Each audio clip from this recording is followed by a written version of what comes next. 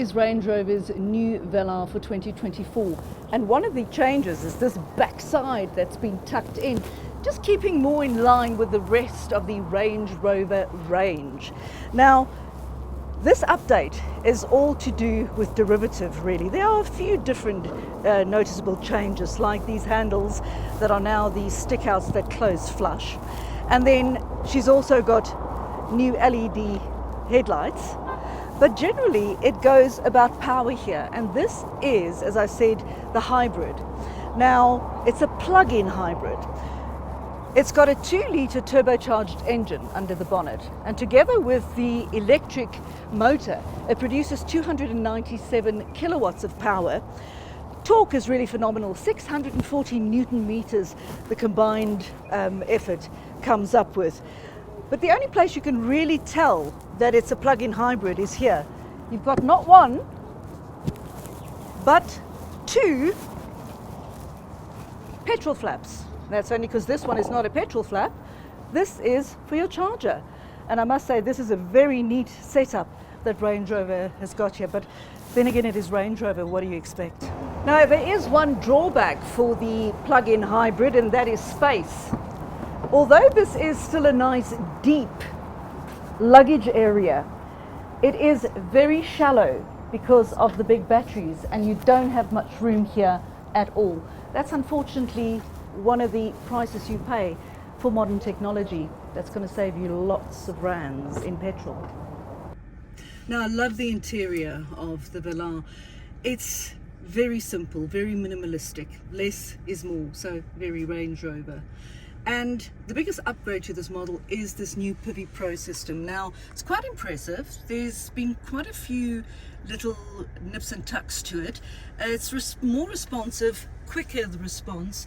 The graphics are nice and bright and crisp and clear. I just have a problem still with having everything just on a screen. I kind of like a knob for the aircon. Power on. Time for a drive. And what a refreshing start. The reverse camera's guidance is top-notch. The noise reduction on this vehicle is excellent.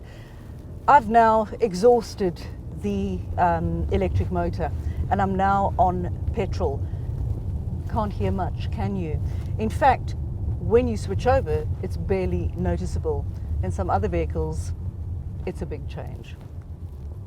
I love the steering wheel. It's simple, but it's stylish. And at least you do have some things you can juggle about, you know, and up and down, not just a screen. I love this leather. And this, of course, is Windsor leather, this entire vehicle, which is what you'd expect from Range Rover. There is attention to detail in the understated yet stunning interior. A lot of people talk about the elevated seating position, which I love, by the way. It's funny because when you see reviews from England, they say it gives you a superior feel to the rest of the cars. I don't know about that. I don't want to feel superior to other people. What I do think, especially in South Africa, it gives you a sense of safety, which is invaluable over here.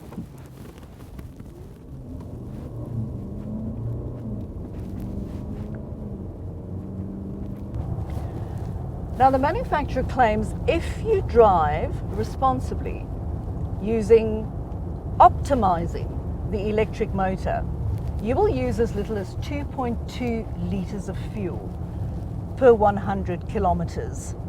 I can see that way, but as soon as you run out of electric motor, of hybrid, well, you always have hybrid, it's always recharging slightly, but as soon as you don't have that much to drive on, you're talking about 10 litres to 100 kilometers, which is a big difference, especially if you're buying a vehicle like this. The steering is direct and responsive with just enough driver feedback to not become annoying. A handy feature in the navigation is a list of nearby charging stations that pops up when you need some juice. It shows if they're available and their rated kilowatts, which I think is very handy.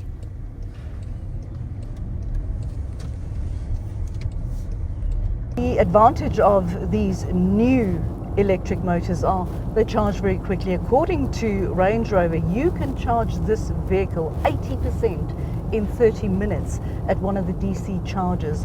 That's pretty impressive because, as we all know, the most precious commodity is time, and we can't waste it. The air suspension cancels out all those nasty bumps in the road beautifully. And lift your foot off the accelerator, and there's no sudden jerky deceleration when the regenerative braking kicks in. Now, at 2.3 million rand, it's not for everybody, but it is a Range Rover, and they are just really in a different class. And by that, I don't mean it's better than, it's just different. It's done with such class and style.